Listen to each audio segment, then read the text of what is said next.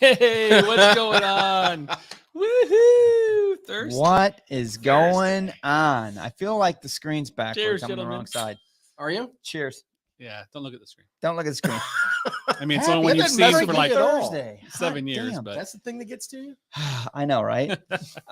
So welcome. Happy Thursday to you. Good to see you, boys. Cheers, Good to guys. see you. Yeah, I man. don't get to see this guy as know. often. I He's know. got a freaking real job, you know. He's got a It is what it is. it is, but hey, by the way, before we forget, debut of the new sign.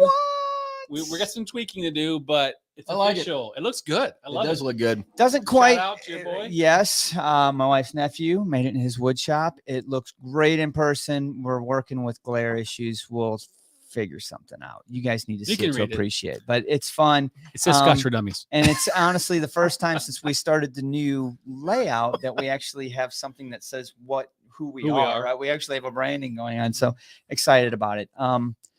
But also excited that it's just Thursday night, man. You're right. I mean, we got a good topic tonight. We too. do have a fun topic tonight. I'm looking forward to talking about some of this. it's a little bit of a spin. We're definitely trying to do the American Single Malt thing this year. And this Very kind of excited about that, ties too. into it in a wee bit of a way because it's something that another country's doing that American Single Malt's doing. So Yeah. we'll talk about it. But Absolutely. I do want to do raise a glass to our buddy here. That's not tonight. Uh-oh. He's down for the count, but we'll see him next week. Cheers to you, Andrew. who Cheers is to you, that? Oh, Andrew. Andrew. I thought you were saying Dr. Scotch. Well, My bad. You know, it's hard to. They look so much alike. Mm. He's there helping him out, Mm-hmm. right? Making sure he's okay. Drinking plenty of fluids and stuff, right? Yeah. I haven't heard Let's from him all pause day. really quickly and just shout out to some of the viewers tuning in to us live. We've on got a YouTube. newbie. So hang on. Let's see. Francois. Good to see you. Trooper. Trooper. Hey, Off Gregor. the rig. Nice. Off the rig. Amen to that. Steven, happy Thursday to you. Paul. Paul finally made it to a live session. Very nice to have Finally, you here. Well, it is Wow. good. I hope you have something Thank you. good poured, and I hope you get to enjoy it with us. Cheers to you.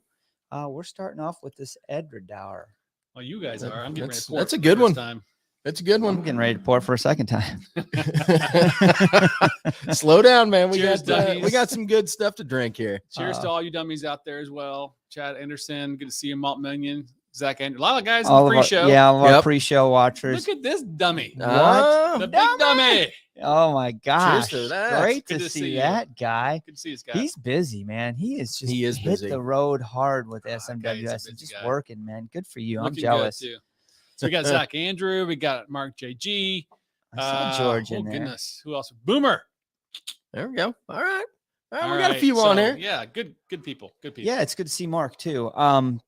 So what do we have going on? We do have a this topic. evening? So tonight, actually, this topic was your idea. Why don't you pull us out of the So stages? what was the actual news article? I think it was Came out about a week ago. This week about India being like the biggest. they're the biggest buyer by volume Yes. of Scotch whiskey. Biggest. Yes. Yeah. Absolutely. They passed France. Yep. So, but they're not the biggest buyer by monetary value. That's still the United States. Correct. Okay. So, but they're buying a lot more of the lower and mid tier Scotch whiskeys, but they are, because Buying a ton France of was it. buying a lot. Yep. Now, the one thing that I did think about when I was reading that article was that I would be interested in a per capita because there's a lot more people in India than there is in France. Well, and France was still holding their own by volume. I got so much to say, but I'm not gonna say. right. Nah, good. I tip my hat to those. I've got folks. friends that live there, and yeah, I mean, good for you. One thing that what you said about the article though is India has now surpassed them as the biggest the biggest Scotch whiskey. Okay, Yes. by volume. What's crazy to think about is they drink a ton Of their own. whiskey, Yeah, which that's- is not Scotch. That's not even talking So, about. So don't they're the discount largest the Indians here, consumer of man. whiskey. Period. They're drinking some spirit. Yeah, okay. Yeah, and it is spirit, what we would call spirit, Right. Right, like it's a blend of. We'll get Fermented into it. molasses. Yeah, is it's what definitely it there's some is. differences. But it's been around a long time, and these are a lot of the details we're going to crack into. We'll crack into them. Now, one of the reasons we came into this discussion of Indian single malts really kind of what we're going to try to talk about tonight, is because we really are trying to break into this American single malt thing and see what that is. So why not look to see what's happening in other countries, other markets, other areas when it comes to quote unquote single malt, right? Right. Yep, absolutely. And we talk about that quite a bit lately, about just how it's more of, Scotch is our first love, and it's all about regions and everything else. And we've been talking lately a lot about American single malt. Hopefully that might regionize itself with flavor profiles, which led us to think about other countries, which we haven't talked about too much. And then you saw that article, and they were like, we should talk about India. Probably talk about India, and it's the same idea, right? I mean, when you get into the details of what this is, it's basically the same premise. Right? I mean, it's the same style of whiskey, right? Correct. So, I mean, it's a single malt whiskey. You can't call it Scotch because it's not produced in Scotland. Correct. But it's the same style and makeup, if you will. Now, I think some of the things that are going to be different are the same things that are different for American single malts. You've got, the climate is very different in India, obviously, than it is in Scotland. And then we were talking earlier about the kind of barley that they grow. Yeah, it's a 6-row. It's a 6-row versus a 2-row. So you're going to get some different protein contents and flavor profile out of that, I'm sure. So, I mean, there's definitely going to be some variation, but there's some variations just in Scotland from region to region. That's why they have regions. Right. One thing that just jumped out to me as you were talking about, and when we were talking about American and what's going on in America with American single malt and India and single malt there, to be quite honest with you, India is really kind of at the same stage as America is when it comes to single malt. You've got Paul John, Amrut, and Rampur. Three major. I mean, it's not like there's a ton of distilleries making a big splash in single malt, and it's almost the same thing that we've got going on here in America. There's only a few distilleries that are really even focusing on single malt. Yeah. But there's the potential. It's the water's starting to boil, right? I think that India is interesting because to me, it reminds me of, maybe mid 20th century, late 19th century in Scotland, where everybody was drinking blends. Like that was True. What everybody was drinking.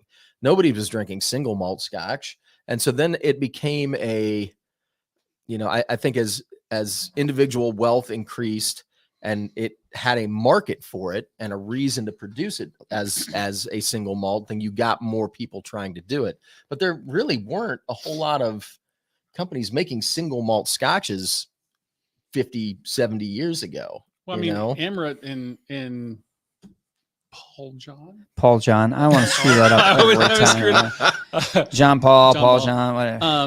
I mean, you're talking what, 2015, 2000? I mean, I'm probably off my numbers, but not long. Within the last 10 years. Yeah. Correct. There you go. Yeah. Yes. So I think that, they drink a vast quantity of whiskey in India, but it's all their like regional style with the molasses and stuff. So, there's not a whole big market for these kinds of scotches. I think it's growing, especially as the per capita income comes up, but they're drinking what they can afford and what they like. So let's start off with what are the numbers that caught the attention that made this an article worthy, a noteworthy thing to hit the press, right?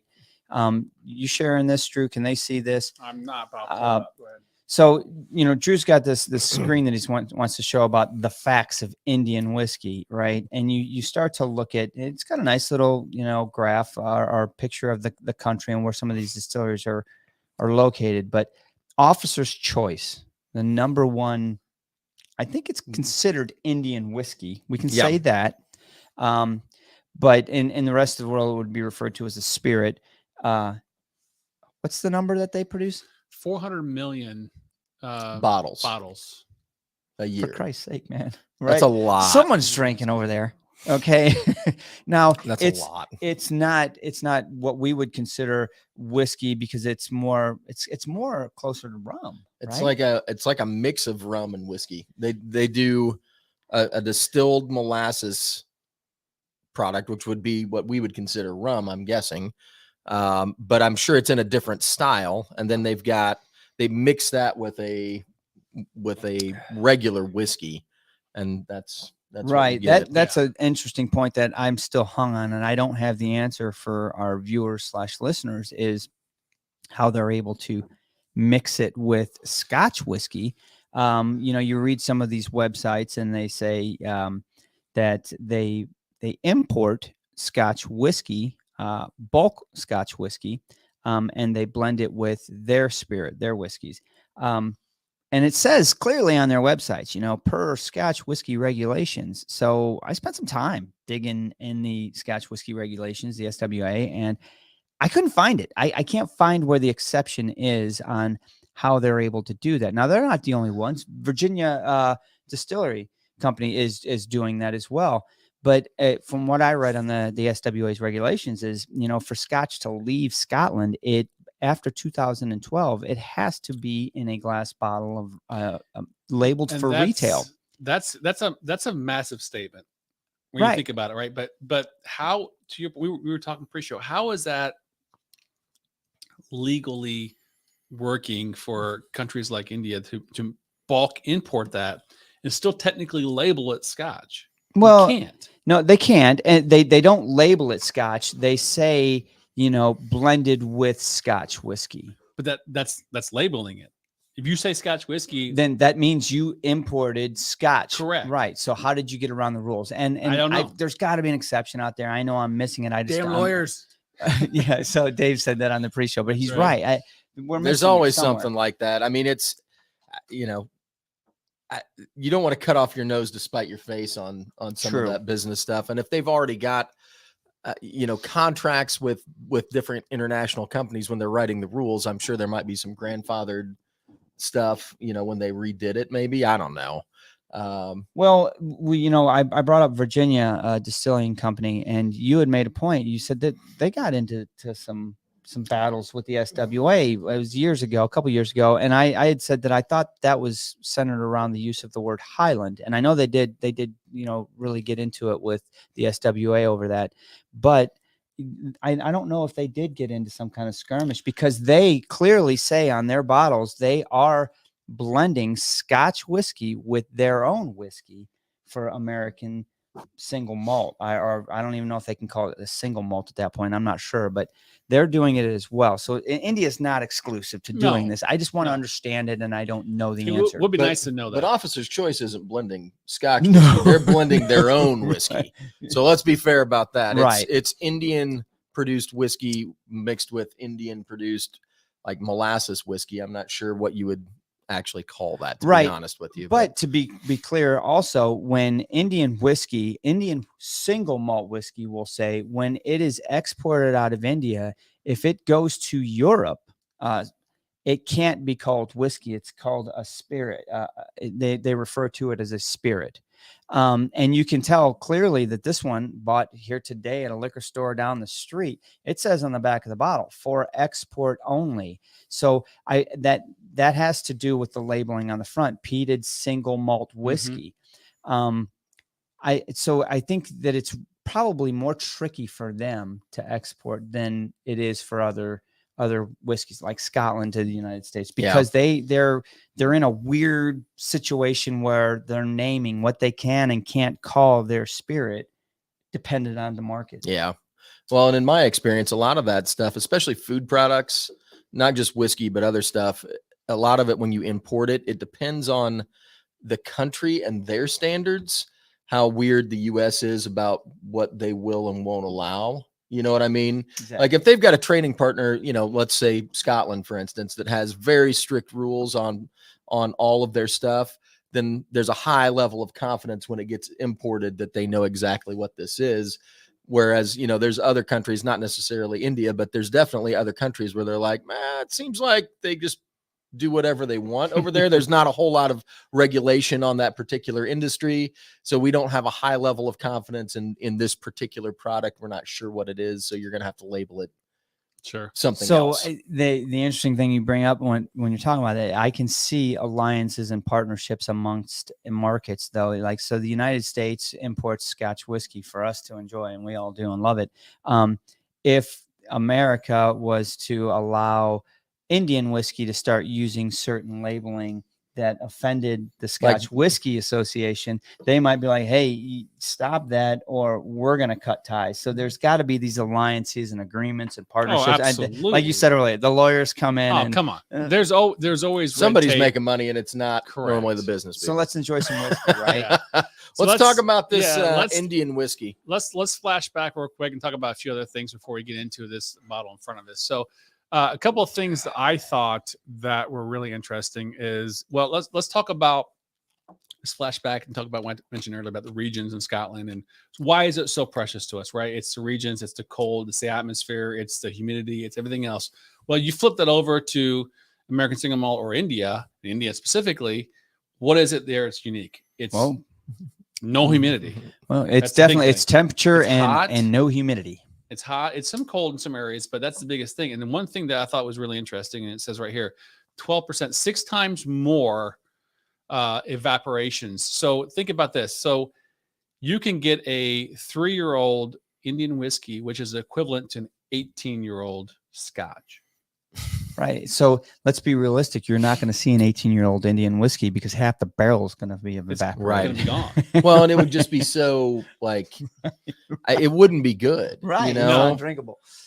Well, and there's climates in the U.S. like that. You know, I mean, absolutely. You wouldn't want a really old Texas whiskey. Right.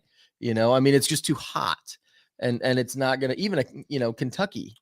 It's the same thing. To your point. You know, it's just not a good environment for that, and you don't need it to age that long. So there's the aging thing.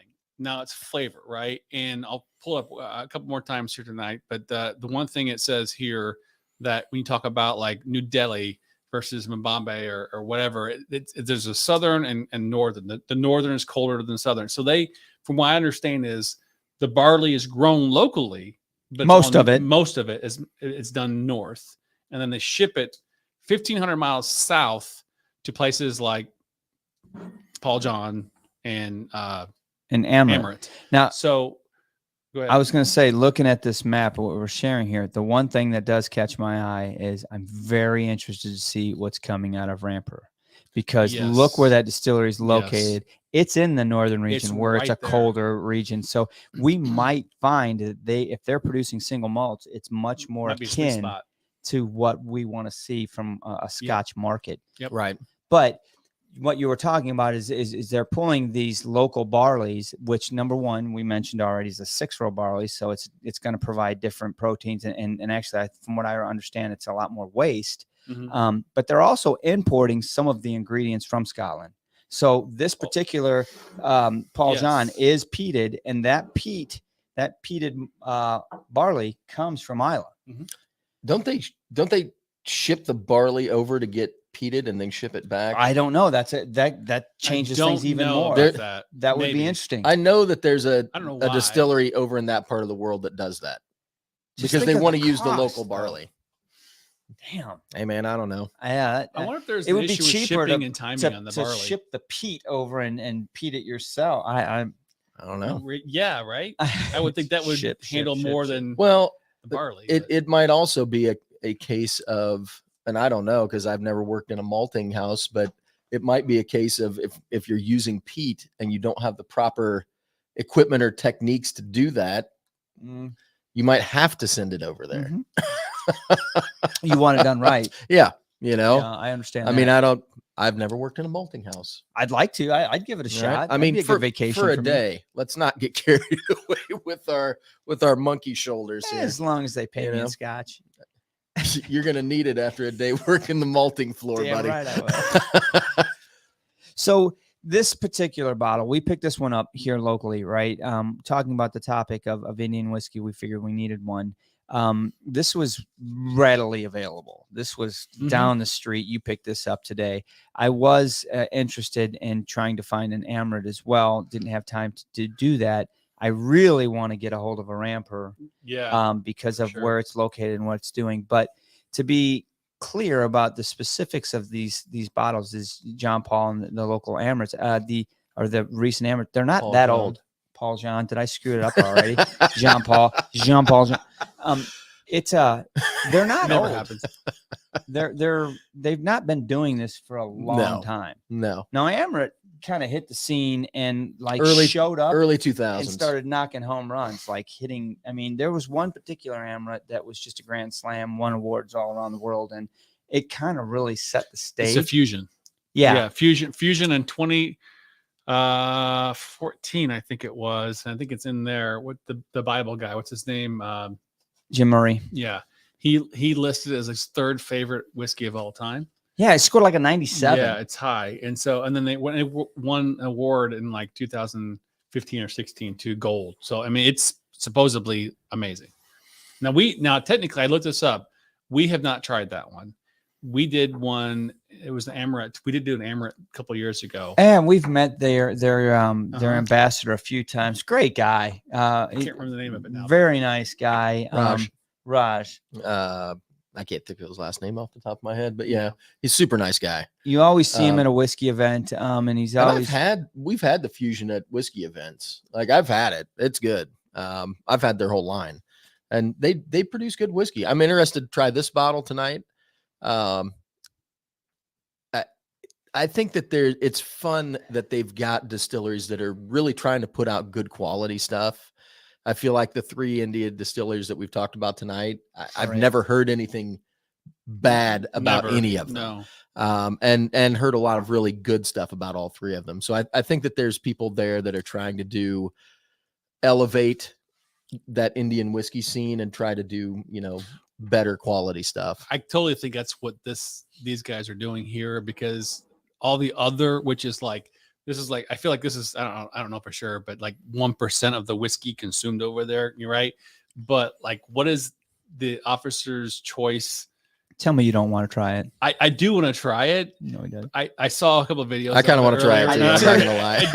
It's supposedly awful, but I definitely want to try it. So if you guys come out there, send it to us. Right, I would love to try. Here's what it sounds like. It sounds like we all go to like Mumbai or something, and we're like, Andrew, go out to the liquor store and buy us a couple of bottles of something to try, something local, man. This Officer's Choice, and he comes back with like 12 bottles of like plastic, the worst looking stuff you could find, but it was not very expensive, so he's proud of himself, and we drink it anyway. Yeah. Well, let's talk about this specific bottle that we've got. So we did get something and we have no exposure to this, that have not had it.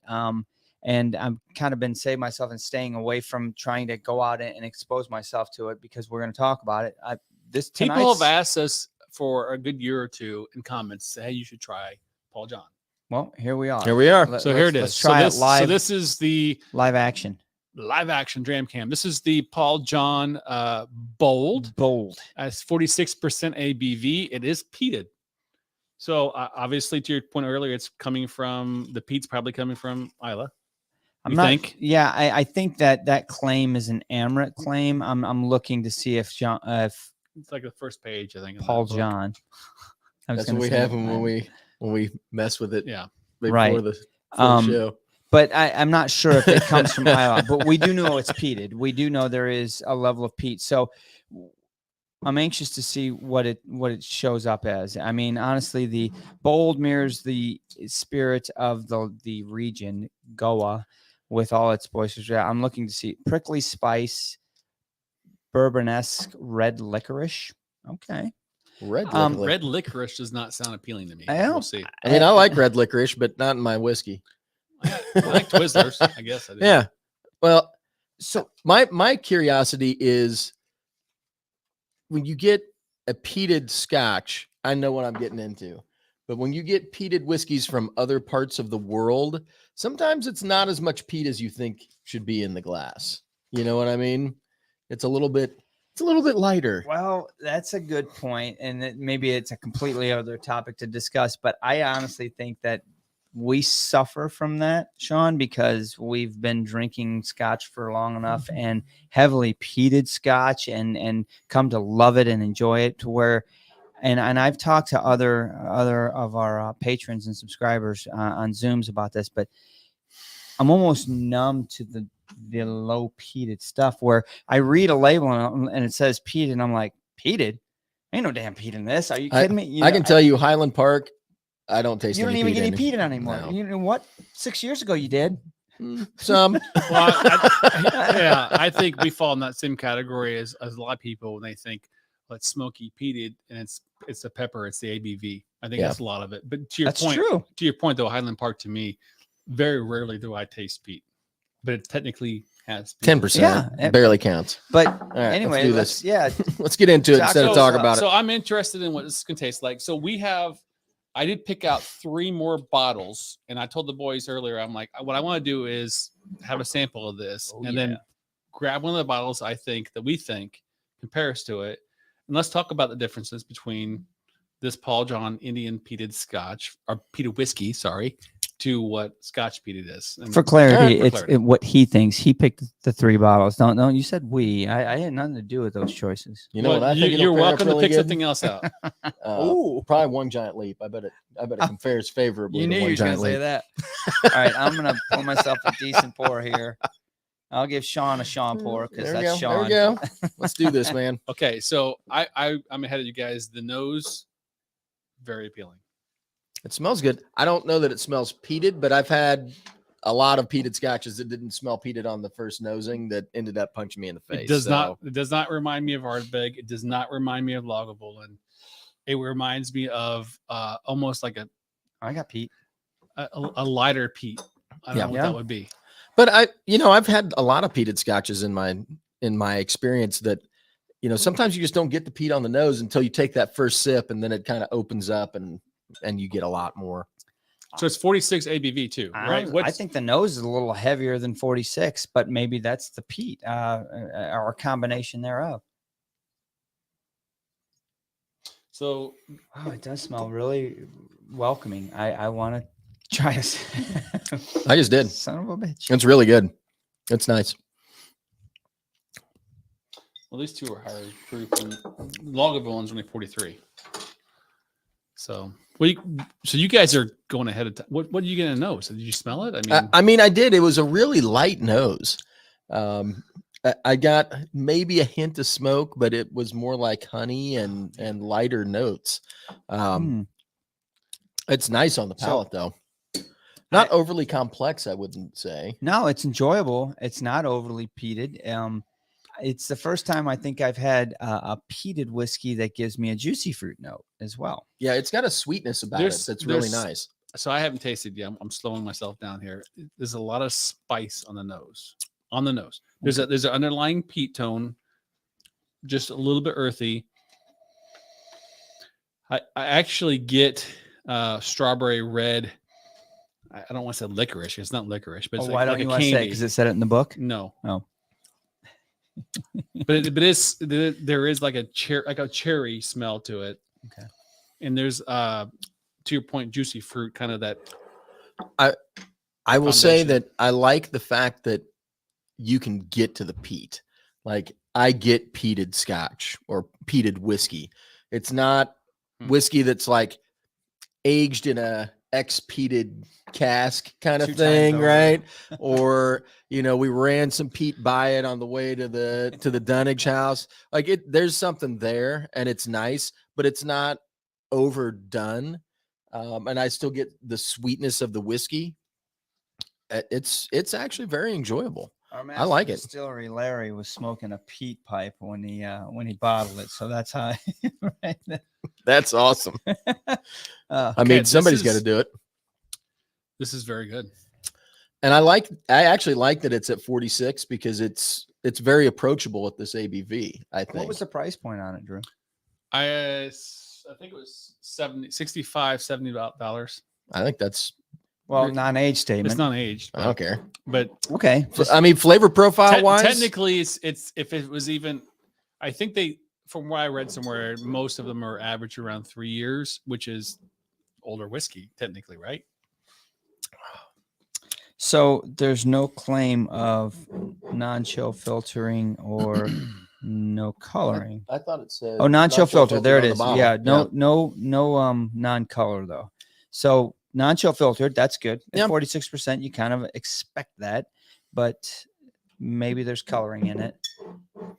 Not It much. doesn't look like it. I mean, it looks. Well, I mean, in all fairness, any company that's putting coloring in it, let's be realistic. The vast majority of them are probably doing it to get a consistent product on the shelf. Right. They're not I'm doing beating it to them up get for that. Edderdour. Exactly. I mean, there you go. Right. That's, So, that's but I there's mean, a big difference between coffee I'm and just this. saying what I see on the bottle and their claim. So, it. I hate to say it, but I think that's kind of a high price for a non-age statement. But I'm not going to be naive and say all prices have been going through the damn roof. Wee cost you?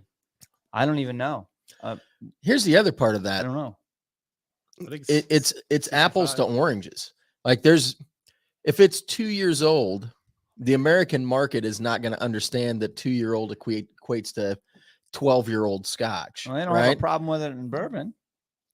Right, but it's not the same thing. Like Okay. the people that are going to be buying this are Scotch people. It's not generally bourbon people, right? Okay. Good. So point. I would you don't gain anything by putting an age statement on there, and you don't really lose anything by leaving it off. So, and I think it's well worth the money. I mean, flavor wise, I would equate this to a really, a $75 to $100 bottle. It really does have a fruity flavor past that peat that's quite enjoyable.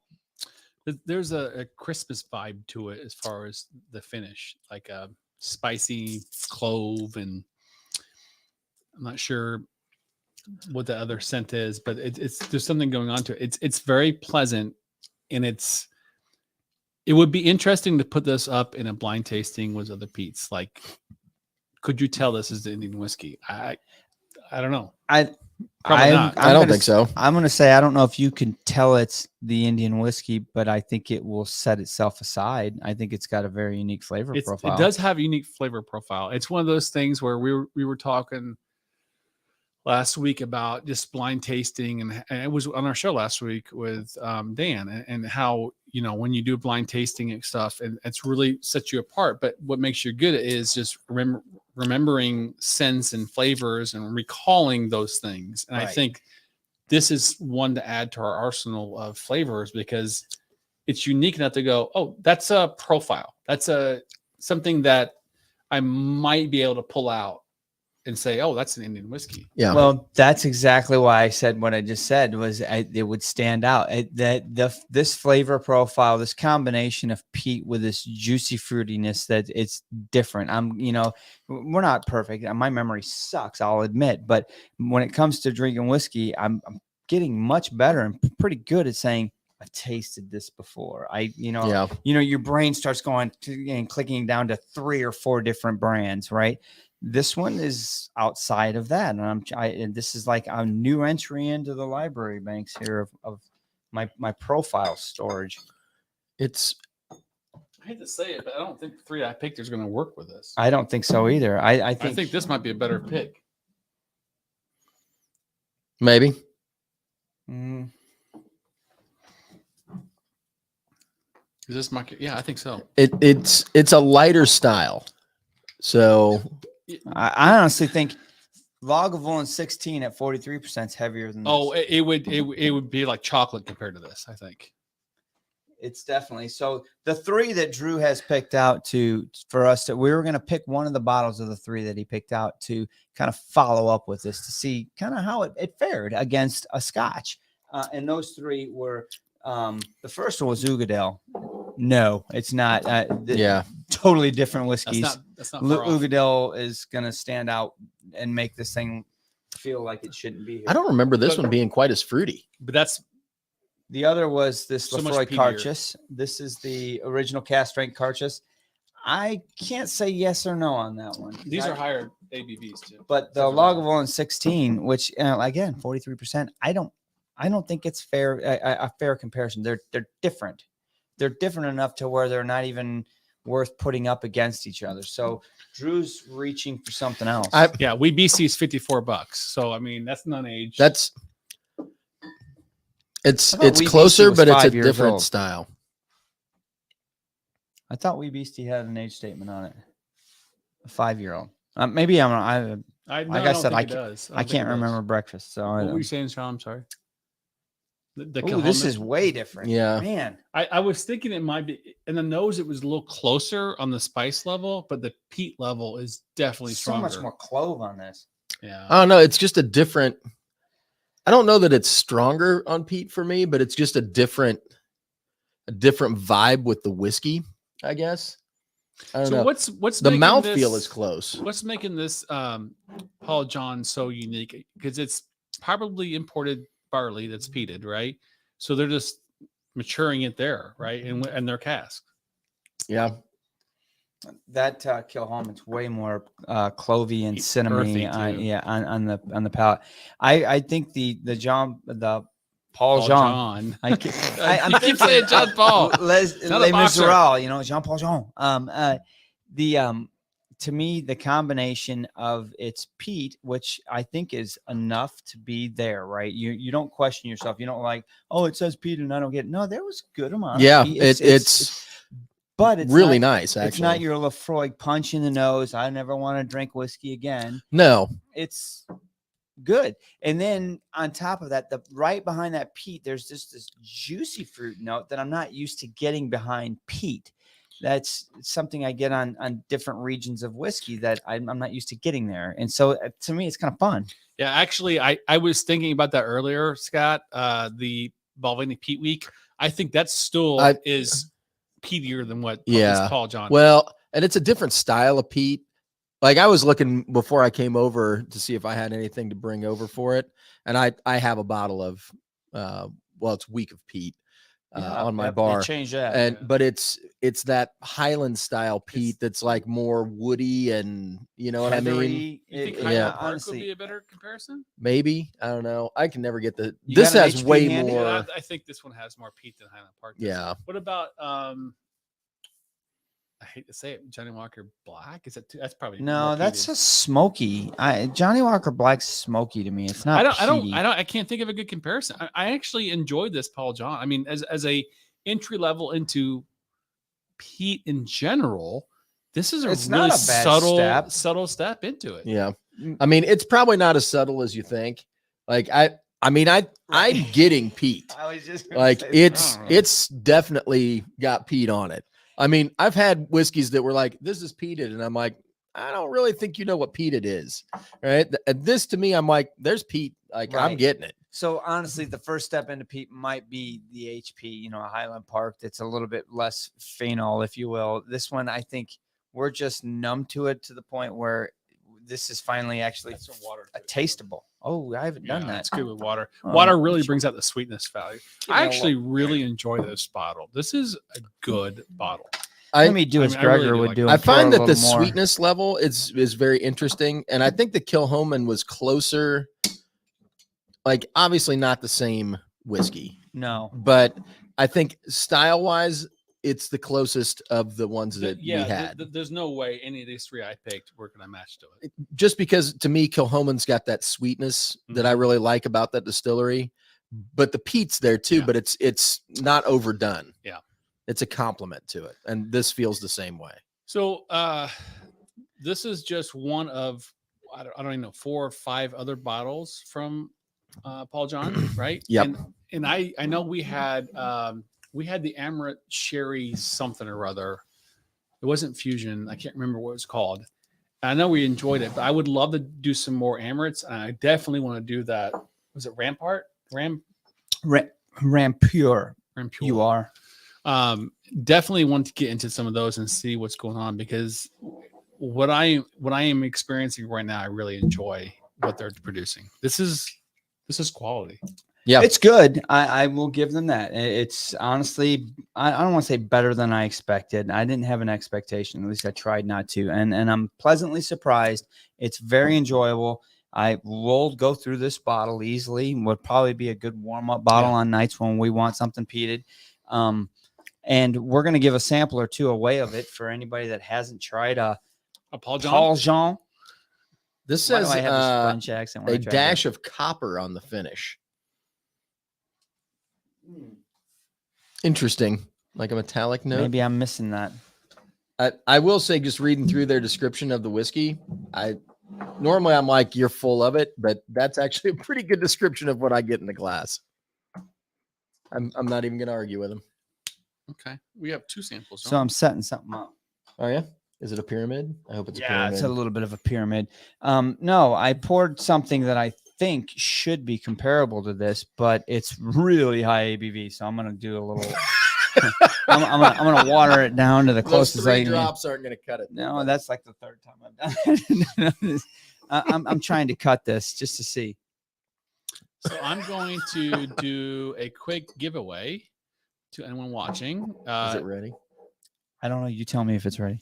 I think I screwed it up. Sweaty balls. Let's do. I don't think will at work. I think it has to be a pound. Hold on. Why don't you do a pound? I like pound better. There we go. There we go. Like Van Halen pound cake or something. Pound S4D in the chat. That's Sorry. Not ready? Oh no. Try the Not pound. ready? And I mean, it's we're gonna good, give but- away Not a ready? What is this? 2-hand telling you. sample of Is it Paul still too John. strong? Oh yeah, it's Shit. like probably You 15 or guys. 20% higher. Well, it than started at 62. I'm working on it. I'll work it down. this.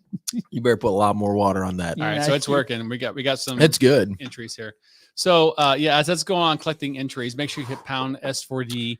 We're gonna give away a 2-ounce sample of Put a Paul warning John on that. peated, and then we'll also give away here towards the end another 2-ounce sample of this American Single Malt Westland Gariana, 50% ABV. There Ready you to go. So we'll do that here in a little bit as well. Here So you go, that's- bub. What is this? I'm not telling you what it is. All right, It's just drink it. I'm gonna tell you, you're gonna nose it and be like, oh well, that smells sweet, and then you're gonna Do you taste get it. any and peat on that? No, Do you get No. any peat on that at all? not on the nose. Okay. All right. So keep going. It smells hot. I watered the. I mean, No, I it's don't want to still say hot. I watered the It's- piss it out of it because smells that really would hot. mislead it's people. really hot. It's still like upper 50s. It's Yeah, right. it's like 57. It's right to go. It's right to go. It is not 46. Do you get any peat on that? Nose or palate? Very sweet. Very sweet. Yeah, agreed. It's a Highland Park. It's an SMWS Highland Park that's lightly peated, according to their flavor profile. Maybe just barely a hint of peat. It's more. It's I more would say bourbon, Paul more- John is way more peated than that. Yeah. Oh yeah. Yeah, for sure. Oh for sure.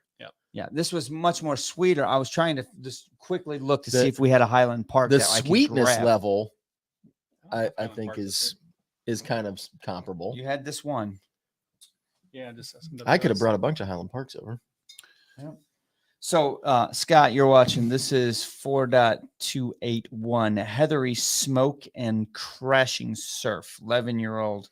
I'm not sure it was either one of those things. Yeah, It's it was a little brainy. but I mean, as far as peat level compared to this Paul John, nowhere near. I mean, but I don't think the Paul John was overbearing. It definitely No. didn't scare me or punch me away and go, "Oh, I'll never drink whiskey again." No, but it's definitely not. I can remember when we first got into peat, and Well, we started the wrong way. yeah, we did. But you're very sensitive to it when you first start out, Right. and then you get used to it and you understand what it does to the whiskey. And I think it doesn't scare you away after that. But the initial, like, I know for a fact, if I poured this to somebody that had never had peat before, this would be a lot. I think so. I think you're That's what right. I'm saying. It's still though on the entry level pretty good. Like Oh yeah, I think the sweetness pairs up very well with the level of peat that they've done, and it complements each other. It's intriguing and it's very promising. How's that? Yeah, it Mhm. definitely makes me want to say, "Hey, let me try a little bit me have some more of that of Kilhoman. the Paul Johns." There's a couple of select casks that they have out there, like an Oloroso select Mhm. cask or the Amrit. Obviously, you want to try because they really kind of broke the market with Fusion, right, and really kind of set the stage. But how can you not want to get into that Rampier? I mean, it's so far north of the rest of these colder. distilleries. Yeah. It is a completely different climate, gonna be a completely different whiskey.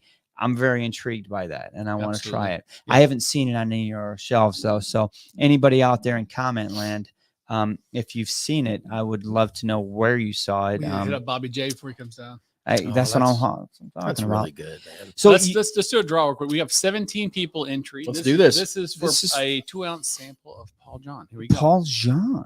Paul Jean. Jean-Paul Jean. And the winner is Gregor. Yeah. Oh, Lordy. Look at that. I love him. That's my brother from Scotland right there. He just put his name into it the very last second. Damn right you did, Gregor. Good for you, man. Never too late. Ooh, so he said, Tom R said it is available. What I'm reading is Tom R is going to drive us down a bottle. Yes. Well, no. Bobby J is on his way down next week. We need to go. Oh, yeah. When is that? I don't know, but Bobby J, go to Benny's, buy a bottle of that as well. Scotch for Dummies has you backed. And Amaret Fusion. Right. And Amaret Fusion. Hey, how much credit you got? But we do have another draw to give away as well that we forgot to do at the end of last week's show. We were talking about American Single Malts. Right. And we had we poured a sample and we were ready to give it away, and we ended the show and forgot to. So let's go ahead and give this. It is a Westland. It is the edition 6, right? Yes. Let me get this. It's the Gariana 6th edition. So the 7th edition is out now. I think you can still find 6th edition in a few select markets, but we want to give that sample away as well. Jump a little bit. Mama. Is that ASMR? This is the ASM. Yeah. Because we've got about 10 minutes left, and we've got some Scotch in the news that's interesting. There's a couple of fun little quick ones that we can get through, but there's one or two that might actually spur some conversation that I want to get into. So let's see who wins the ASM. So if it's Gregor, why don't we talk about one of them while they're putting it in? Oh, you want to give them that time? All right, let's do it. All right. So pound ASM if you want in on the Westland Gariana edition 6. I'm not going to share a screen, but go ahead and talk about which one you want to do first. So the first one, the only reason this caught my eye is I know a lot of our patrons and subscribers, some of our subscribers are actually traveling to Scotland this year. Yep. And I'm jealous, and maybe I can somehow figure out how to do it myself, but it's not in the plan right now. The Scotch whiskey experience there in Edinburgh, which is literally just down from the castle. You go up, you see the castle. It's a great freaking tour, and you're all pumped up, and you're like, this is awesome. You come down. The Scotch whiskey experience is really cool. That Drew and I met Roy at the gates of the whiskey experience, right? He reached out to us and said, meet me standing here. We didn't even know what the guy looked like, right? We just show up and we're like, we left our wives and our kids and we're like, hey, we're going to meet this guy that reached out to us on YouTube, and we'll see you guys later, right? And so Drew and I are just walking. At least we got each other. Something's going to happen. We've got, and there's Roy. Something did happen. But Roy's standing there, and we shake his hand, and he's got the red carpet to this place. He's already talked to them. Yeah, he got the grand tour. We didn't even pay. We walked in like a back door. I had an awesome time, and their visitor experience was so cool. So it's like walking into a whiskey Disneyland. Like literally, they had a ride and they shit. had a ride like is it like Hershey, Pennsylvania? Have you ever been there? No, but probably. Well, you get into this like barrel and you sit in it, and it goes through a whole like historical thing. In the region, like and then Hershey, you Pennsylvania. stop and you get into this huge like 4D cinema, and they pump smells from all the regions. They can spray you with scotch. Yeah. So like, that's here's Balvenie. Like. Here's Lagavulin. It was badass. It was cool. It was really cool. Well, anyway, and then you go and then you walk into the vaults, which is a whole nother like. Yes, you guys didn't even know what you were looking at. No. Their whiskey collection. You're definitely. And then we get into at the end of the experience, you get to sample 2 whiskeys, free part of the tour from their bar, and their Roy is like, no. I'll pick the ones you guys are going to sample. And we go back to this little table, and he's telling us what we're drinking. And we're like, we don't even really know. We're like, oh, yeah. One of them was Black Art. Yeah. And Roy's like just creaming over, like, you guys are going to love it. So awesome experience. Yeah. But the whole point of this Scotch I know. What's the point, Mark? Is that they are doing a $3.5 million upgrade to their visitor center and the whiskey experience. So for all of you subscribers / patrons that are out there that are going to be traveling to Scotland this year, you're going to Edinburgh. You're going to end up there. When you do, make sure you hit the whiskey experience, because the experience really is cool. And they're pumping a lot of money in to make it more cool. I want to see what it looks like. Very so nice. I wanted to mention that. So are we going to do the drawing or go to the next one? Next one. So this next one is the one that is going to spur some talk. Ooh. So the title of this article, are you sharing the screen? I'm not. Is Scotch guys think bourbon guys are screwing with their barrels. And I was like, what? This was an intro. You showed me this mean? earlier. This is a very interesting topic, because when I read through it, I was like, whatever. And then I started getting into the meat, and I was like, yeah, this is a big deal. So everybody that loves Scotch and buys Scotch and drinks Scotch knows that the vast majority of our Scotch matures in ex-bourbon barrels. Why? Well, because the bourbon industry can only use a barrel one flipping time. What are they going to do with it? Well, the Scotch industry buys it and makes our beautiful nectar.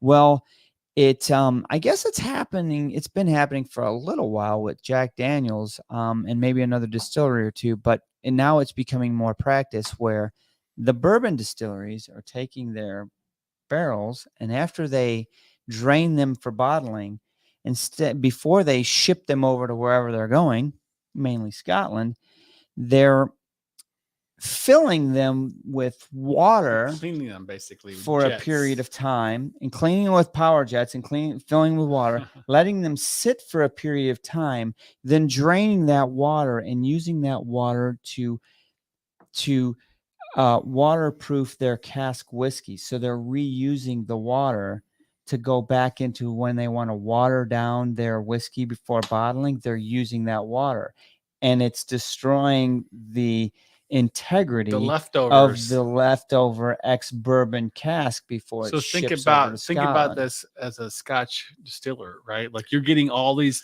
you get all these barrels from Jack Daniels, and you're used to this flavoring. That flavoring is now gone. So I guess my question would be, from a business perspective, like, that seems like an awful lot of work to put into. They're saying it saves them money, because the water that they're capturing from it to water down their whiskey for bottling is cheaper than the processes that they use now. Is it still cheaper when nobody wants to buy their barrels? Grand question. It boggled me to think that seems like an accountant somewhere that was like, if we just did this, it would probably save us $40. Maybe right? they'll buy them from India instead. Well, it also begs to differ that what's it going to do to the contracts that some of these Scottish distilleries have with American bourbon distilleries? Like, well, time out. You're stripping your barrels before you send us over. Yeah, that's not what we paid for. It's kind of funny when you think about it, like how much pull the bourbon distillers have in the world of whiskey. Well, they do, because they're the primary, they're the first user of that barrel, right? Yeah. But that barrel's going to go on, like, they're going to use that barrel for 20, 30, 50 years. They're going to refill it 2, 3, 4, 5, 6 times. So maybe not if it's dead when it gets there. Right. Yeah, I don't know. I mean, Tom makes a point, if they're doing that now, we're not going to see that style of Scotch for years. You're right. But if they truly are doing that, and it truly is going to have an impact, you better hope and pray that the distillers, the master distillers in the Scottish distilleries, are aware of that and are making the necessary adjustments to their flavoring. So flavor profile. If you get a barrel and it's been pressure washed, right? So it's stripped out all of the normal stuff that would be in it. So now you're talking about that barrel realistically being more like a third fill or fourth fill barrel, right? Rather than like an ex-bourbon barrel. So you're not going to get the same aging. So maybe you just do like an STR, like you shave, toast, rechar it. I wonder how much this really is a factor too. I wish Dr. Scotch was here because like the whole permeation of the wood So- and Scott fusing- said recharring barrels. Yep. Yeah, Brings them back to probably. life. But when you rechar the barrel, you're missing out on that ex bourbon. You're not getting any of that bourbon characteristics. Influence. Yeah. Right. So, but I'm wondering how many distilleries are doing that. Like how prevalent is it in the industry? I don't know. So there was Well, two it's a things money they're doing. makers, money saver. They've always, and reading the article, they've always washed the barrel. So they empty a barrel, you tip it over and it all comes out the bunghole and goes into your bottles or whatnot. They always spray some water in it, roll the barrel and then pour out. But now there's two different things they're doing. One is instead of just doing that, they're putting water into the barrel, putting the bung in, rolling it and storing it for 6, 8, 10 weeks, and then pouring that water out and reusing that water to Flavored water water. down their whiskey before bottling. And the other process they're doing is literally power washing the inside of the barrels, where they a power washer stripping down. I don't understand why you'd want to do that part. Like I guess I can understand putting the water in, and you're probably talking what, 10 gallons? Yeah, I don't. But power washing seems like I've got to pay somebody to stand there and power wash this barrel. I'm not getting anything out of that. That doesn't seem like a good. It just makes me wonder how much are they really practically losing? Like I don't know. flavor wise, I don't know. But it caught my attention. I was like, what the hell does this mean to me? Because I'm a Scotch lover, man. We're going to talk about American Single Malts, Indian Single Malts, but at the end of the day, Big Daddy Woo Woo, don't mess with my Scotch. All right, speaking of that, let's give a quick giveaway bottle for the American Single Malt. So we're going to give away. We have 17 entries. Let's do this. We'll see who wins. I love seeing all those names come across because I recognize every one of them. And the winner, Oh. Fish and Shrimp by Rich. Fish and Shrimp by Rich. That's now, a I new- just said that's a I new name. recognize all these names, and that's not. I love when somebody new wins. Now That's I'm new. loving this. So- I am excited. Gregor, I think we have your address, but Fish and Shrimp by Rich. That's an awesome name. Make sure you email us at scotchfordummies@gmail.com your address so we can have the owl correctly deliver your sample, your And winner. I want to know where I can get some fish and shrimp. Give me a locale because if I'm ever in your neighborhood, I'm stopping by. Oh my gosh. There were two other quick articles. Well, one's a little quick hitter, and the others I can't remember. We'll see what I had pulled up. One is just talk about Loch Lomond. Yeah, they're both actually. They're both. So this caught my attention. I'm super excited. Loch Lomond. We all know, all of us Scotch lovers out there know that Loch Lomond is really kind of the most bourbon-esque distillery of them all because they produce how many different labels? A bunch. A bunch. And the distillery itself was set up for that reason. Right. Like they make their own grain whiskeys. They have pot stills. Like they do everything in house. They have various stills. They can do anything and everything. Peated, non-peated, like they do everything. So they're awesome. So they have announced that they are releasing a new whiskey brand called Noble Rebel. Pretty exciting. It's blended malt whiskey. Okay. And there are 3 different bottles that they're doing. Now, their goal was to produce flavored whiskeys to the best of their ability within the rules of the SWA, which means you can't insert flavor. Right. There you go. So they're distilling to hit a specific flavor profile. Right. Is that right? So if you look at that, they go back to that article through they list them out. There's 3 different bottles, right? So the first one is Orchard Outburst, a blend of zingy citrus and salty ocean waves. Okay. The second one is Smoke Symphony, a blend of Rioja lightning bolts, whatever that Whatever the means. hell Well, that is. Rioja's a wine region in But Spain that's delicious. What's that have to do with lightning bolts? I don't know. And subtle berries. And then the third one is Hazelnut Harmony, a blend of sweet honeycomb, warm oak, and rustling leaves. Interesting. Now, if you read on their website, they actually, Noble Rebel has a website now. I caught information about this on several Scottish newspaper websites about this release, but they're achieving these flavor profiles by the ingredients and the stills. They've got a plethora of stills to choose from on site, Right. different shapes, different sizes, and they have tons of different ingredients because they produce 6 or 7 different brands. So they've got grains, they've got malts. So the master distiller is really going into a Frankenstein mode and really trying to figure this out. And he's at a point where he's able to do this.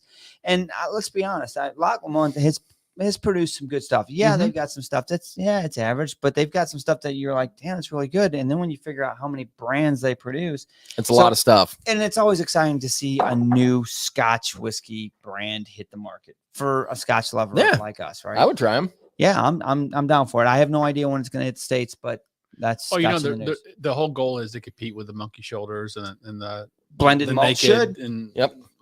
I mean, why wouldn't you? Yep. Right. Exactly. I mean, 30. So you would see all these probably coming around $30 range, I would think. I would hope if they want to compete with Monkey Shoulder, if they want to compete with Naked Malt, if they want to be in that market, they better come in at a price point, because if they don't, no one's going to do it. Yep. Well, boys, we are out of time.